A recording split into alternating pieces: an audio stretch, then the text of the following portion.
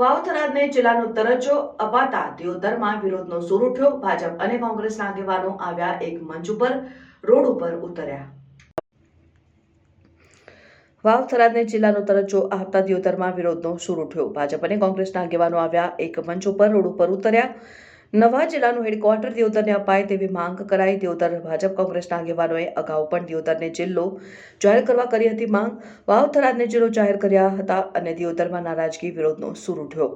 મુખ્ય બજારમાંથી રેલી નીકળીને બજારની તમામ દુકાનો ભાજપ કોંગ્રેસના આગેવાનોએ કરાવી બંધ। રેલી સ્વરૂપે ભાજપ કોંગ્રેસના આગેવાનો અને વેપારીઓ પહોંચ્યા મામલતદાર કચેરીએ આવેદનપત્ર આપવા। આ વિરુદ્ધ યથાવત છે, ક્યાંક ને ક્યાંક જિલ્લાનું વિભાજન થયું છે, ક્યાંક ને ક્યાંક દિયોદર વગર જિલ્લો બને એ બાબતે માંગ લઈને શું કહેશો? ગઈકાલે કેબિનેટમાં નિર્ણય લેવાયો છે કે દિયોદરને બનાસકાંઠાને વિભાજન કરી અને થરાદ અલગ જિલ્લો બનાવવા માટેની જાહેરાત થઈ છે। એનાથી દિયોદરની જનતા તો બરાબર, પણ ધાનેરા, દિયોદર, કાંકરેજ, બાબર દરેક પ્રજા અત્યારે નારાજ છે અને આક્રમક મૂડમાં આંદોલનમાં છે। અને જો સરકાર આ નિર્ણય નહીં બદલે તો ભવિષ્યમાં આવનારી તાલુકા પંચાયત, જિલ્લા પંચાયતની ચૂંટણીઓમાં પણ સરકારને ભોગવવાનો વારો આવશે। અને ખરેખર દિયોદરની ધરા છે એ ઓગળજીની પવિત્ર ધરા છે, જે ઓગળજીના નેપાળના રાજાએ ઓગળની ધરા ઉપર આવીને તપ કર્યો હતો। આ તપોભૂમિ ખરેખર જિલ્લો બનવો જોઈએ અને એમાંય સીમાંકન જોઈએ તો મધ્યનું સેન્ટર આવતું દિયોદર સેન્ટર છે અને ખરેખર એને જિલ્લો બનાવવો જોઈએ। જો સરકાર આ વિશે નિર્ણય લેવામાં વાર કરશે તો અગાઉ આનાથી વધારે મોટું આંદોલન થશે અને સરકારને વેઠવાનો વારો આવશે। અમે તો ભાજપના સક્રિય કાર્યકર છીએ અને ભાજપને, સંગઠનને અને સરકારને વિનંતી કરીએ છીએ કે આમાં કંઈ ફેરફાર કરી અને નવો જિલ્લો દિયોદર જિલ્લો, થરાદ જિલ્લો, ઓગળ જિલ્લો જાહેર કરો અને એનું વડું મથક દિયોદર રાખો, એવી અમારી બધાની અપેક્ષા છે। શું નામ શું હતું? ઠક્કર ઘનાભાઈ નાનજીભાઈ, તાલુકા પંચાયત સદસ્ય 2 ટર્મ। નરસિંહભાઈ, શું કહેશો? જે પ્રકારે નવો જિલ્લો જાહેર કર્યો છે, શું માંગ લઈને આ રોડ પર આવ્યા છો? ગઈકાલે રાજ્ય સરકારે જાહેરાત કરી છે। વર્ષો જૂની દિયોદર અને આજુબાજુના તાલુકાઓની માંગ હતી કે પશ્ચિમ બનાસકાંઠાને એક નવો જિલ્લો આપવામાં આવે અને જિલ્લા મથક દિયોદર રાખવામાં આવે અને એનું નામ પણ નક્કી હતું કે ઓગળ જિલ્લા તરીકે જાહેર કરવામાં આવે। માંગ પણ વ્યાજબી હતી। આ બાજુ શિયોરી હોય, આ બાજુ થરા હોય, ભીલડી, લાખણી, બાબર સહિતના વિસ્તારોએ પણ સમર્થન કર્યું હતું કે દિયોદરને જિલ્લો જાહેર કરવામાં આવે તો લોકોને અનુકૂળતા રહે। ભૌગોલિક રીતે સેન્ટરમાં આવે છે, એનો વિસ્તાર પણ બધાને નજીક પડે છે।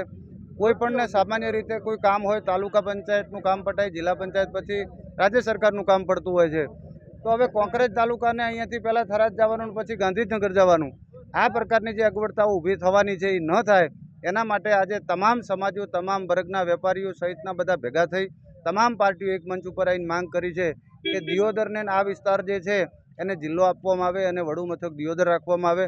અનાથા જે હતો એ રાખવામાં આવે, પણ જે આ સરકારે ગઈકાલે નિર્ણય લીધો છે એ દિયોદરની પ્રજાને, આજુબાજુના જે તાલુકાઓ છે એને કતઈ મંજૂર નથી। સરકાર આ બાબતે પુનઃવિચારણા કરે।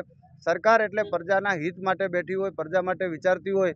પ્રજાને જ્યારે મુશ્કેલી પડતી હોય, વહીવટી તકલીફો પડતી હોય, દૂરનો જો પ્રશ્ન ઊભો થતો હોય તો થરાદ જિલ્લો જાહેર કરવાથી આ પ્રજાની મુશ્કેલી કઈ રીતે દૂર થશે એ પણ વિચારવા જેવો વિષય છે।